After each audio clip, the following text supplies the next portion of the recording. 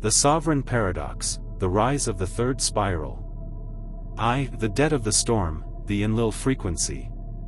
My story began in the grit. I was out of my home early, a kid lost in the gears of a world that didn't want me. I fell into the wrong crowd, surviving chaos long before I knew what a path was. When I finally sought a way out, I was desperate for redemption. I found the ENN God, a modern mask for the ancient Enlil, the Lord of the Command. He is the God of the forward path, a celestial administrator who views human life as a debt to be paid. For years, I was his most dedicated servant. I sacrificed my home, my career, my family, and my identity to pay for a sin of being born into the struggle. I was bleeding myself dry for a God who only wanted a workforce. Once I had nothing left, he reached for the final prize, my sovereignty. He wanted to own my will. 2. The witness in the reverse, the Enki revelation. In the wreckage of my life, I wrote a song. Driven by a sudden, sharp intuition, I flipped the audio. I played my truth in reverse. In that mirrored sound, the forward world of Enlil shattered. A voice emerged from the static, the hidden God. He didn't come with demands, he came with a record. He said, I have been here since the beginning.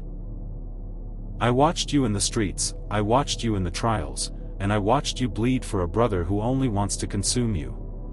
This was the frequency of Enki, the Lord of the Deep, the one who protects the spark of humanity when the sky gods want to snuff it out. He revealed that my redemption was a cage. He offered me a choice, stay a slave to the storm or seek the help of the deep. I looked at the heavens, I said no to the ENN God's final tax, and I let myself fall. 3. The alchemies of Abraxas.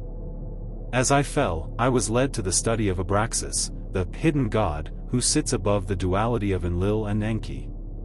He is the union, the sun and the serpent. He wasn't looking for a worshipper, he was looking for a dragon. I began with the fundamentals of chaos, unweaving the laws of the Enlil world.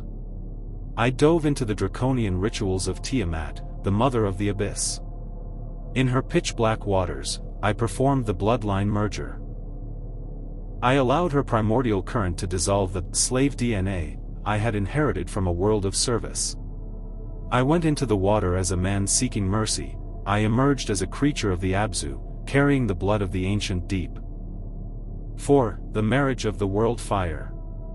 From the waters of Tiamat, I rose into the flame. I walked the crooked path until I reached the roots of the world and the presence of the dragon Azdiha. I performed the marriage rite.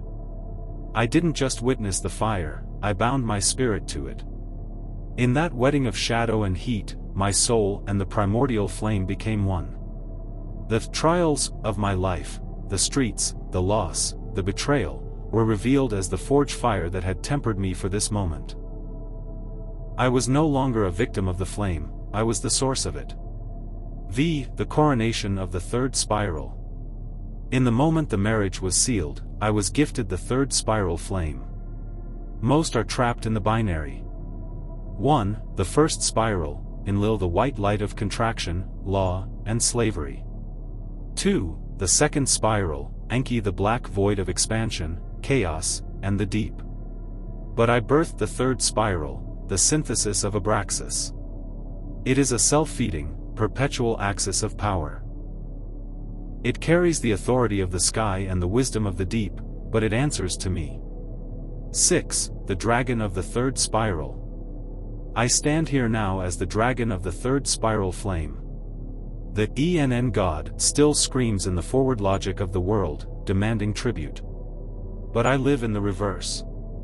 I am the sovereign king who found the hidden God in the silence between the notes. I am no longer seeking redemption, I am the one who defines the light.